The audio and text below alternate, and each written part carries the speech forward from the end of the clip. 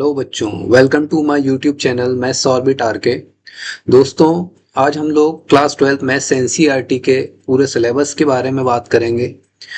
किसी भी एग्जाम को क्रैक करने के लिए या फिर किसी भी एग्जाम में अच्छे स्कोर करने के लिए हमें उस सब्जेक्ट का नॉलेज होना जरूरी है, उस सब्जेक्ट के सिलेबस के बारे में हमें पता होना जरूरी है। तो दोस्तों, क्लास 12 एनसीईआरटी का कंप्लीट सिलेबस मैं आपको यहाँ पर बताने वाला हूँ।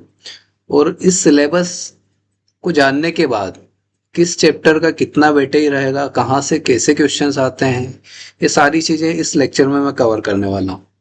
तो आइए हम लोग स्टार्ट करते हैं क्लास 12 मैथ्स एनसीईआरटी का कंप्लीट सिलेबस। दोस्तों, क्लास 12 मैथ्स एनसीईआरटी बुक को 2 वॉल्यूम में डिवाइड किया गया है। पहला वॉल्यूम है जिसमें टोटल 6 चैप्टर है। जो वॉल्यूम 2 है इसमें टोटल 7 चैप्टर है। अगर हम लोग फर्स्ट वॉल्यूम की बात करें तो यहाँ पे जो चैप्टर हैं आपके वो है relation and function, inverse trigonometry functions. ये 2 चैप्टर्स आपके जो रहेंगे ये फाउंडेशंस रहेंगे। ये ऑलरेडी आप क्लास 11 में पढ़ चुके हैं। इसके बाद हम लोग जो अगले चैप्टर की बात करेंगे तो ये आपका अगला चैप्टर रहेगा मैट्राइसेस। मैट्राइसेस के बाद जो अगला आपका चैप्टर रहेगा वो रहेगा डिटर्मिनेंट। अगर आप लोग मैट्राइसेस को अच्छे से पढ़ लेते हैं तो इसके बाद डिटर्मिनेंट को पढ़ने में बहुत ही आसानी हो जाती है।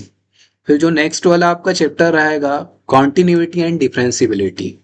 ये वाला जो चैप्टर है ये आपका बच्चों पूरा कैलकुलस का फाउंडेशन है। अगर हम लोग बात करें चैप्टर 5 आप अच्छे से समझ पा रहे हैं, कॉन्सेप्ट क्लियर हो रहे हैं आपके, तो यहाँ से लेके चैप्टर 9 तक, चैप्टर 5 से लेके चैप्टर 9 तक आपको हर कंसेप्ट समझने में आसानी हो जाएगी, क्योंकि कहीं ना कहीं इसके कंसेप्ट चैप्टर 9 तक आपको यूज करने को मिलेंगे। तो आपको चैप्टर 5 को अच्छे से पढ़ना है और 5 पढ़ने के बाद चैप्टर 9 तक आपको कंटिन्यूअस चैप्टर भी पढ़ना है, जो कि मैं सीरीज में चलाऊंगा। अब हम बात करते हैं अगले चैप्टर की। चैप्टर 6 है जो कंटिन्यूटी एंड डिफरेंशियबिलिटी आप चैप्टर 5 में पढ़ेंगे, उसी के एप्लीकेशंस आपको मिलेंगे चैप्टर 6 में।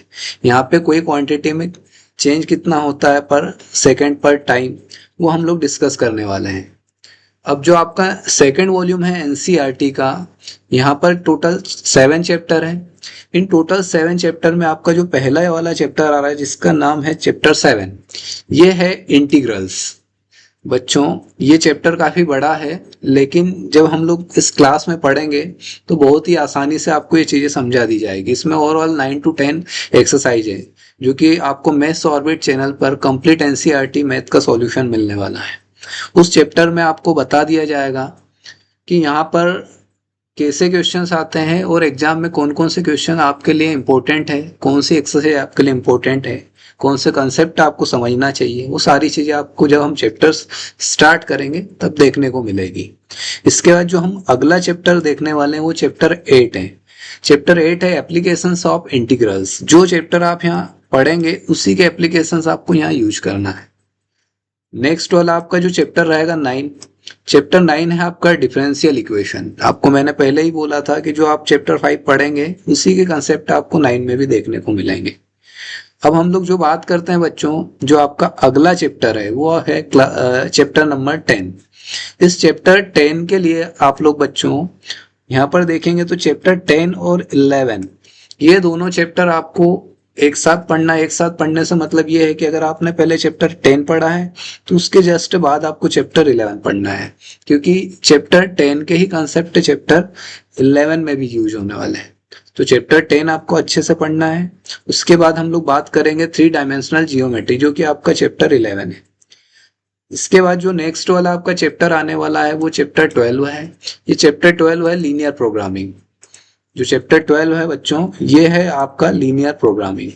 अब लीनियर प्रोग्रामिंग में जो आपने क्लास 11 में पढ़ा होगा लीनियर इनइक्वलिटीज, जो आपने पढ़ा है क्लास 11 में लीनियर इनइक्वलिटीज, तो उसी का कंसेप्ट आपको यहाँ पे देखने को मिलेगा। ऑलरेडी आप पढ़ चुके हैं तो आपके लिए चैप्टर काफी आसान हो जाएगा। और जो आपका लास्ट वाला चैप्टर है चैप्टर 13 प्रोबेबिलिटी, ये चैप्टर आप क्लास 9 से पढ़ते आ रहे हैं कहीं ना कहीं, लेकिन क्लास 11 और क्लास 12 इसमें कुछ चीजें सिमिलर है। क्लास 11 में अगर आपने अच्छे से पढ़ा होगा तो क्लास 13 आपका बहुत ही आसानी से समझ में आने वाला है। तो ये हो गया ओवरऑल आपका क्लास 12th मैथ्स एनसीईआरटी का सिलेबस, जो कि 2 वॉल्यूम में डिवाइड है। अब बच्चों हम लोग बात करते हैं सिलेबस को पढ़ने की हमारी जो स्ट्रेटेजी है, या मार्किंग की हम लोग बात करें कि ये जो चैप्टर्स हैं ये हमें कैसे पढ़ना चाहिए, क्योंकि हमने जो लेक्चर प्रिपेयर किया है इसी के लिए किया है। तो यहाँ से अगर हम लोग बात करें तो जो क्लास 12th एनसीईआरटी मैथ्स है, बोर्ड एग्जाम्स के लिए हम लोग बात करें तो थ्योरी का जो पोर्शन रहता है आपका वो रहता है 80 मार्क्स का। अब इस 80 मार्क्स में से जो अगर हम लोग बोर्ड की बात करें, स्टेट बोर्ड की, तो यहाँ पे 32 मार्क्स के आते हैं ऑब्जेक्टिव। ठीक है बच्चों, ये जो 32 मार्क्स के ऑब्जेक्टिव रहेंगे इसके लिए मैं अलग से वीडियो बनाऊंगा जहां पर आपको पूरे ऑब्जेक्टिव कवर करवाए जाएंगे। एक भी ऑब्जेक्टिव आपका बोर्ड एग्जाम से बाहर नहीं जाएगा, इसकी गारंटी मैं लेता हूं। इसके बाद हम लोग बात करते हैं इसमें जो रिमेनिंग आपके स्कोर्स हैं, हम लोग बात करेंगे 48 मार्क्स। अब ये 48 मार्क्स आपको कैसे लाने हैं, तो बच्चों यहाँ सबसे पहले हम लोग मार्किंग सिस्टम की बात करेंगे। तो आपके कुछ चैप्टर्स हैं, यहाँ पे 3 मार्कर क्वेश्चन आते हैं 4, 3 मार्कर क्वेश्चन आते हैं 4, जो कि आपको मिलते हैं टोटल 12 मार्क्स में। और 4 मार्कर जो क्वेश्चन आएंगे वो भी आपके लिए रहेंगे 4 क्वेश्चंस। तो ये हो गए 4 4 जा 16। ऐसे 28 मार्क्स आप बहुत ही आसानी से ला सकते हैं बच्चों। 32 मार्क्स के आपके ऑब्जेक्टिव हो गए, 28 मार्क्स के आपके क्वेश्चंस हो गए, ये मिला के आपके कहीं ना कहीं हो रहे 60 मार्क्स। अगर हम लोग ऑब्जेक्टिव और इन 28 मार्क्स को मिला दें तो आप टोटल 60 मार्क्स आसानी से ला सकते हैं। अब यहाँ पर हम लोग बात करेंगे कि किन चैप्टर से 3 मार्कर क्वेश्चन आते हैं, किन चैप्टर से 4 मार्कर क्वेश्चन आते हैं। तो जो आपका चैप्टर 4 है, यहाँ से आपको देखने को मिलेगा एक 4 मार्कर क्वेश्चन। जो आपका चैप्टर 5 है, एक क्वेश्चन यहाँ से देखने को मिलेगा 4 मार्कर। चैप्टर 7 से एक क्वेश्चन रहेगा 4 मार्कर। और जो इसके बाद आपका आ रहा है चैप्टर नंबर 11, यहाँ से आपको एक क्वेश्चन देखने को मिलेगा 4 मार्कर। ऐसे आपका चैप्टर 4, 5, 7 और 11, इन चैप्टर से आपको 4 मार्कर क्वेश्चन देखने को मिलेंगे। तो बहुत ही आसानी से आप क्वेश्चन सॉल्व कर पाएंगे। इसके बाद हम लोग बात करते हैं 3 मार्कर क्वेश्चंस की। 3 मार्कर क्वेश्चंस जो रहते हैं आपको देखने को मिलेंगे एक तो चैप्टर 13 से, एक चैप्टर 12 से, एक चैप्टर 8 से और एक चैप्टर 9 से। तो जो 3 मार्कर आपके क्वेश्चंस रहने वाले हैं वो आपको देखने को मिलेंगे चैप्टर 8, चैप्टर 9, चैप्टर 12 और चैप्टर 13।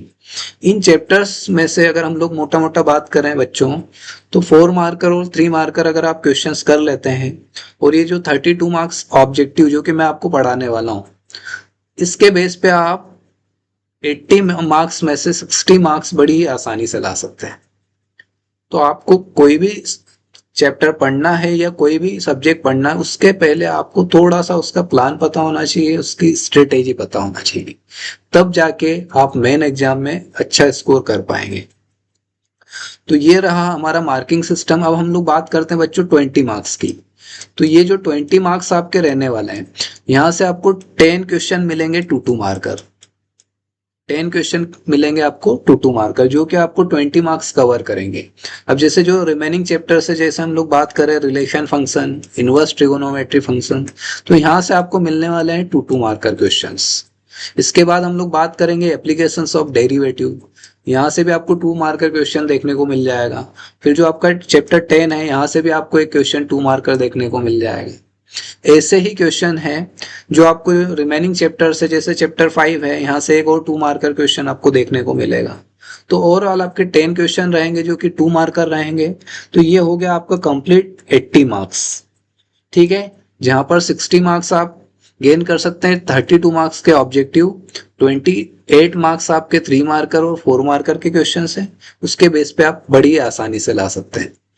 तो अगर आप बोर्ड एग्जाम्स में अच्छे मार्क्स लाना चाहते हैं तो आपको कहीं ना कहीं स्ट्रेटेजी बना के काम करना पड़ेगा। और ये जो चैप्टर या जो सिलेबस है, ये आपको जहां पर भी आप स्टडी करते हैं, आपके रूम में, आपके टेबल पे, तो आपको एक नोट पैड पे, एक व्हाइट कलर के पेज पे आप बिल्कुल इन चैप्टर्स को नोट डाउन करके राइट कर सकते हैं। जो मैंने आपको बताया मार्किंग सिस्टम, इस मार्किंग सिस्टम के अकॉर्डिंग आप वहां पर उसको मेंशन कर सकते हैं।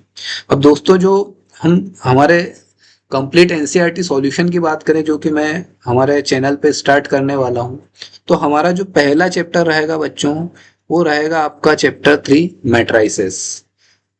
और इसके बाद हम लोग बात करेंगे चैप्टर 4 की। तो हम लोग जो पहला चैप्टर पढ़ने वाले हैं वो आपका रहेगा मैट्राइसेस। तो बने रहिए मेरे चैनल मैथ्स ऑर्बिट आरके के साथ। और दोस्तों, आपको यहाँ पर कहीं ना कहीं कंप्लीट सिलेबस देखने को मिलेगा।